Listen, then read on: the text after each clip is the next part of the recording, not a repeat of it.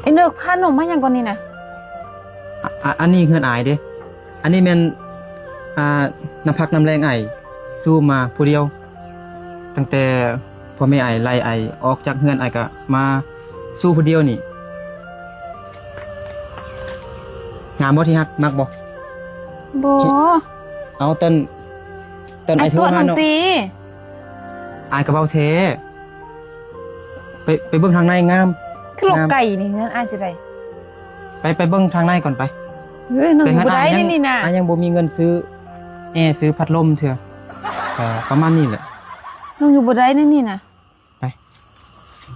ไปเข้าไปในก่อนที่หากอยากเข้าบ่เดี๋ยวไอสิเอาเข้ามาให้กินเด้อเดี๋ยวไปก่อนไอยังบ่ทันได้แปลงคันใดเถอะบ่น้องขึ้นได้บ่มาไปก่อนเด้อ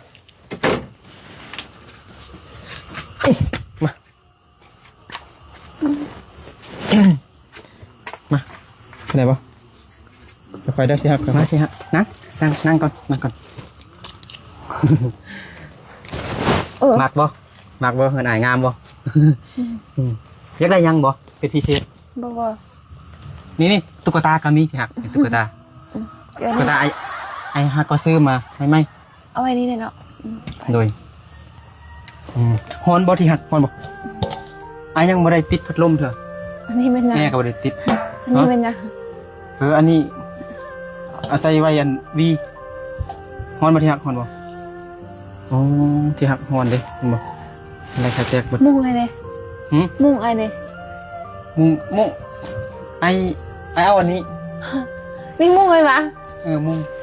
ตัวใหญ่แท้มันอยู่ข้างในนี่มันมีแต่ยุงตัวใหญ่ๆซ้ำนี่มันเข้าบ่ได้พอเลยเนาะนี่นักขี้บุญเนาะอยากหอนลายบ่อยากเข้าบ่นี่ฮักอยากเข้าบ่เดี๋ยวเอาเข้ามาให้เด้ออยู่นี่ถามบ่ดึงเด้อนะนี่โอ้โหอีกถูกปันนี้เนาะเหมือนลูกไก่นี่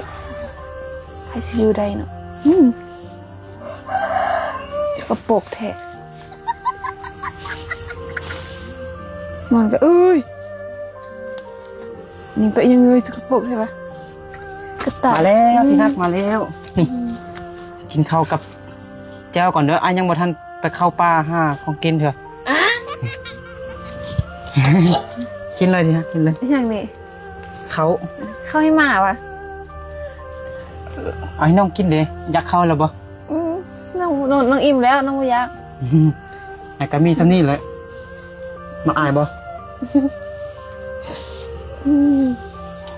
เอาตอนไอ้โทรหาน้องเด้ไอ้ก็เปิดวิดีโอเปิดกล้องหาเบิ่งห้องเฮือนไอ้เบิดเลยเด้ไอ้น้องคิดว่าไอ้เว้ายอกคิดว่าสิเป็นจริงคิดว่าเฮือนไอ้สิ